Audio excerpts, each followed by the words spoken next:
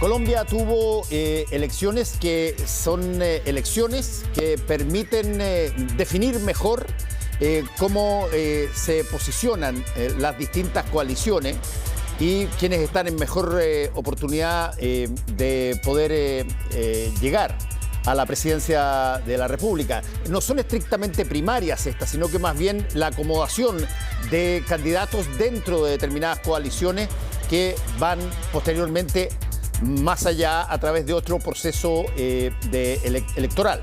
Y Raúl Sor nos va a contar cuál ha sido el resultado de estas primeras elecciones en Colombia y qué significa lo que ha pasado, Raúl.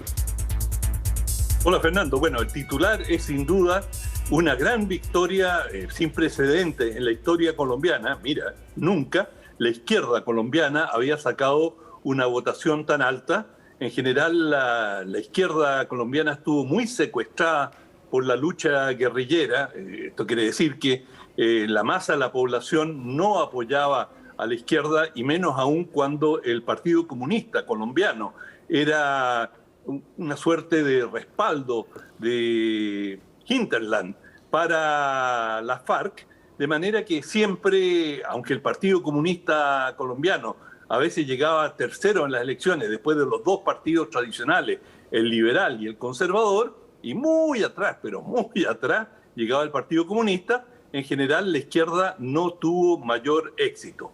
Sin embargo, las cosas comenzaron a cambiar con el fin de la lucha guerrillera, el retiro de la guerrilla, de las FARC, y esto dio un auge a la izquierda que venía ganando espacio gradualmente, especialmente a través de ciertos municipios, especialmente la alcaldía de Bogotá, que se transformó en un emplazamiento muy importante para una cantidad de líderes de izquierda, y entre ellos el que vemos allí en pantalla, Gustavo Petro.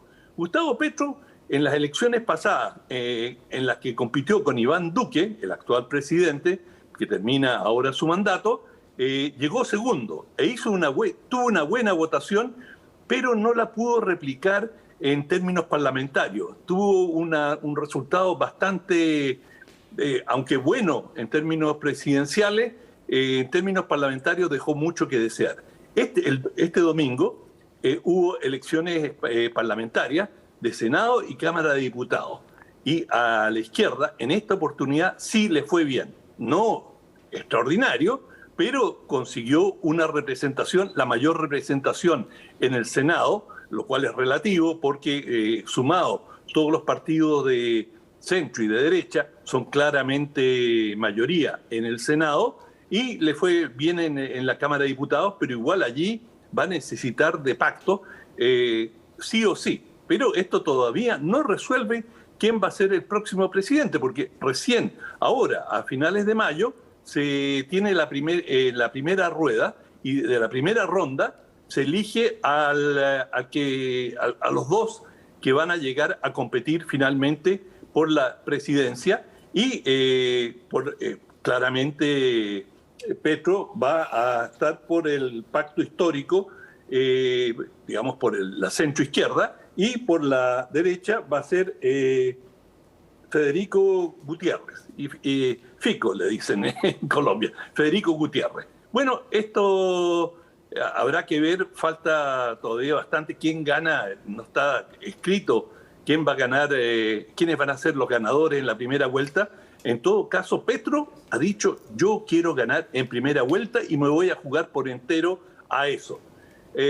Los analistas electorales colombianos son escépticos que pueda ganar en primera vuelta, porque Petro le teme a la segunda vuelta, porque sabemos que allí probablemente, o sea, sin duda, la derecha, que ahora está relativamente dispersa y lleva a varios candidatos, van a encontrarse se van a reunificar, y esto podría terminar siendo una elección pro Petro o anti Petro.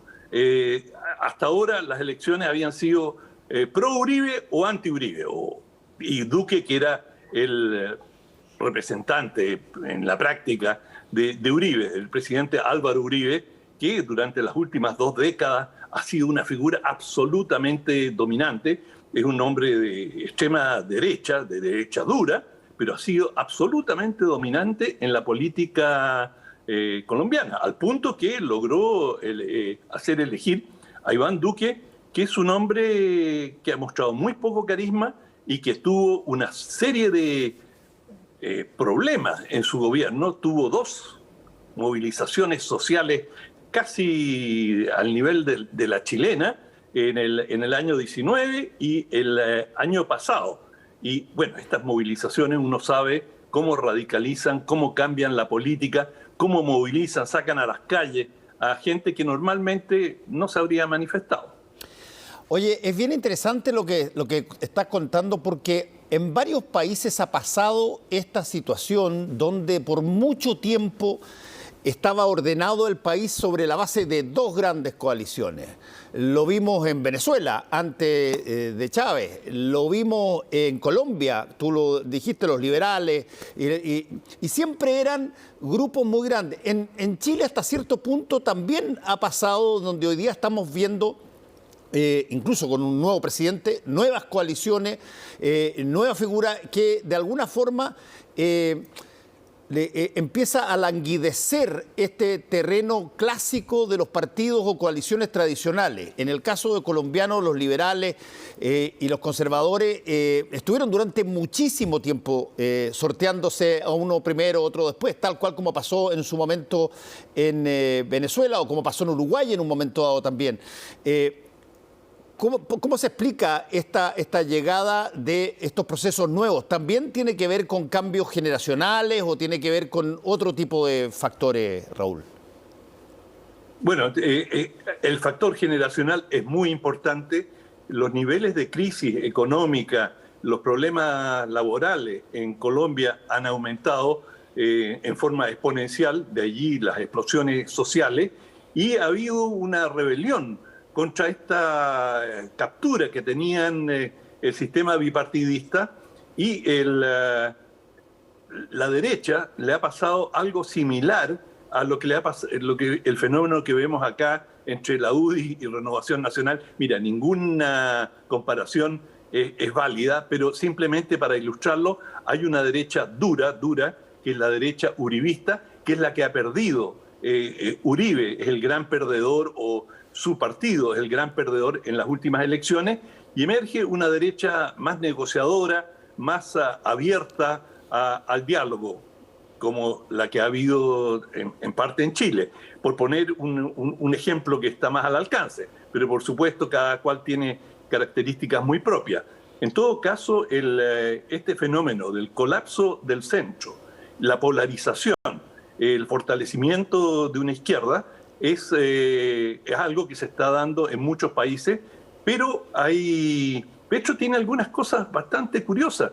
Fíjate, el 50% de los ingresos por exportaciones de Colombia provienen del petróleo, de los hidrocarburos.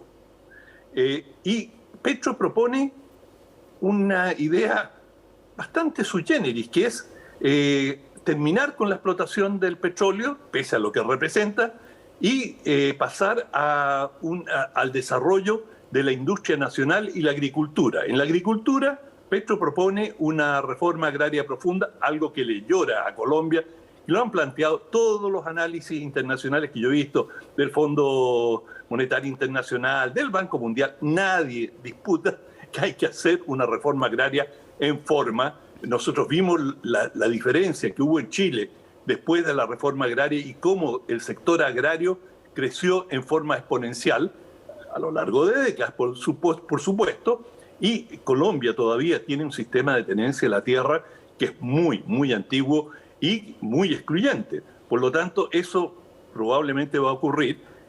Propone un cambio a la estructura tributaria del país, cosas que se hicieron en Chile hace mucho tiempo, realmente. Quizás fue el gran impulso que dio la democracia cristiana bajo Eduardo Frei, ese tipo de reforma. En ese sentido, Colombia está muy a la saga de reformas esenciales. Pero esta idea de desarrollar la industria nacional a expensas de sacrificar el petróleo, especialmente ahora que tiene tan buen precio, no, pero eso es coyuntural, yo creo que Petro lo ha visto el desastre que fue el petróleo para Venezuela, que cuando tú tienes una materia prima que es absolutamente dominante, termina por asfixiar cualquier otra iniciativa. Y me imagino que esa es una de las motivaciones para plantear algo que yo creo que no le va a resultar fácil implementarlo. Pero todavía estamos a distancia, esto es ir perfilando algunas de las ideas sólidas de base de la candidatura de Petro, que así como están las cosas, la mayoría de los analistas prevé que podría ser el ganador y cambiar para siempre o radicalmente la faz de la política colombiana, donde, como decía al comienzo, la izquierda no ha tenido ningún protagonismo más allá de las municipalidades. Ahora, Raúl, esto, por cierto, puede también ser un acicate para que los candidatos contrarios a Petro eventualmente, bueno, cedan posiciones en virtud de alguien que pueda ganarle. Eso también está todavía abierto, ¿no?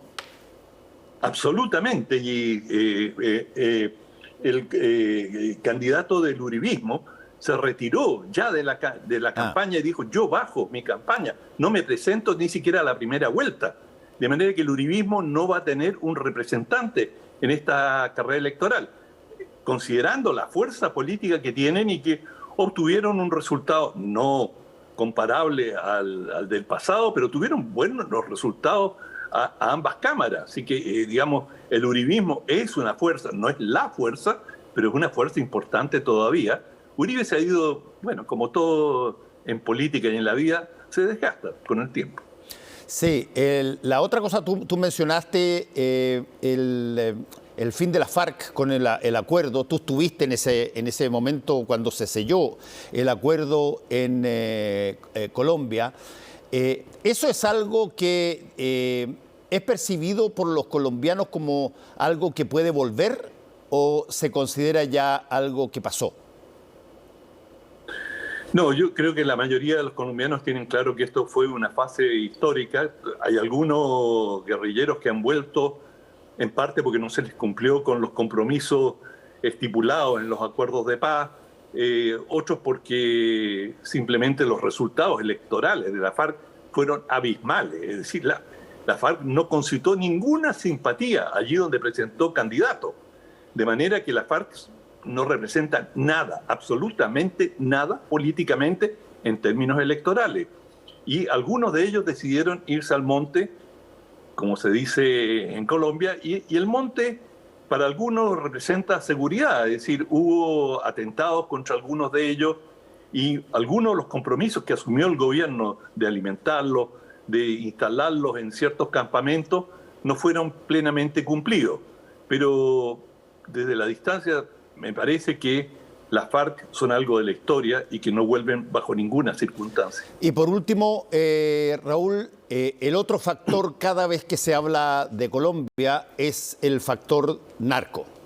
Y desde ese punto de vista, no solamente continúa ese problema siendo algo gravitante en la realidad colombiana, pero además esto es exportable. Entonces, ¿qué tanto la situación de narcotráfico permea y golpea las elecciones colombianas? No, el narcotráfico siempre ha estado presente. Hay candidatos que han sido financiados por el narco. Hubo un presidente que terminó siendo juzgado, el presidente Samper, por haber recibido dinero en cantidades importantes durante la campaña. Hay denuncias, una de ellas fue hecha por un chileno que era uno de los tesoreros de uno de los grandes sindicatos de la droga y de los carteles, y que detallaba cómo le pagaban mensualmente a cada político, de manera que hay muchos antecedentes sobre eso, y el narcotráfico va a estar muy presente todavía por mucho tiempo en Colombia. Ahora, la el retiro de las FARC les ha dejado a los narcotraficantes la responsabilidad o la tarea de defenderse a sí mismos. Antes, algunos de los grupos operaban desde zonas controladas por la FARC. La FARC no participaba en el narcotráfico propiamente tal, no, pero aseguraban que en ciertas zonas no entrara el ejército. Y eso le daba garantía a los cultivadores para, digamos, no perder sus cosechas. Y eso generaba una alianza política de hecho, no explicitada.